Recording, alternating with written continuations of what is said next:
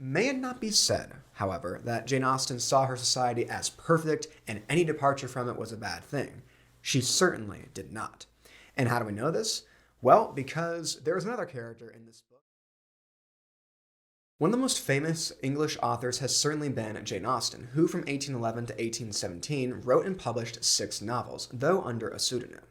The most famous one, among American audiences anyway, has been 1813's Pride and Prejudice. And this book only increased in popularity with the release of the 2005 adaptation of the same name, directed by Joe Wright. This film is not the first or the last adaptation of this book for film or television, but I believe it is a very good example of how the adaptation process from book to film specifically works.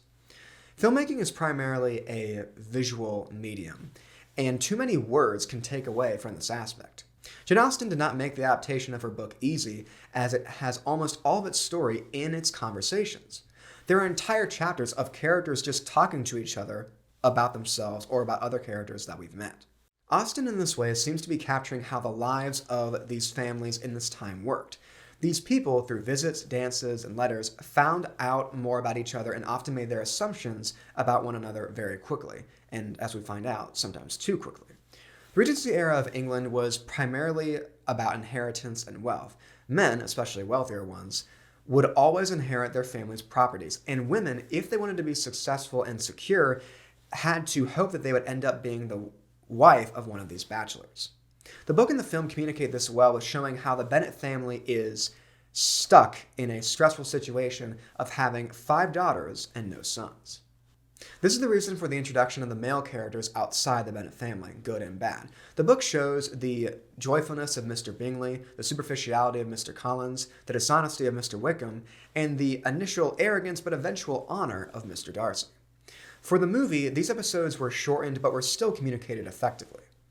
This also is a part of how Austen calls out the good and bad of the Regency era of England that she lived in.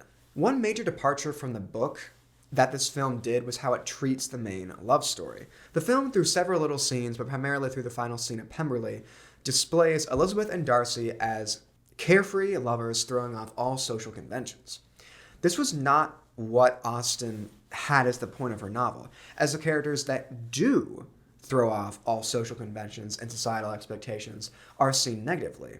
If we can remember, these are Mr. Wickham and Lydia. Elizabeth marries, and through her husband's wealth she is secure, as was the initial societal expectation. The heroes of the story, then, are not ones that do away with conservatism, but fulfill it. May it not be said, however, that Jane Austen saw her society as perfect and any departure from it was a bad thing. She certainly did not. And how do we know this? Well, because there is another character in this book, perhaps the main villain of the story, Lady Catherine. The book and the film do a fantastic job at capturing the harshness of Mr. Darcy's aunt and how she wants everything to be what she thinks as perfect. Lady Catherine is therefore Austen's example of how her society's values can go horribly wrong. She sees marriage as just a business arrangement and not a genuine relationship. It is good, then, that her nephew does not fall into the same trap. Fitzwilliam Darcy, who eventually becomes Elizabeth's husband, is cold and condescending at first, yet is still attracted to Elizabeth. Book Darcy is pretty close to the Darcy we see in the film, although the failed proposal scenes, that was a big departure. And again, in the movie, they were trying to make it more dramatic, having it in the rain and all that sort of thing. I'm not going to spend a lot of time on that here.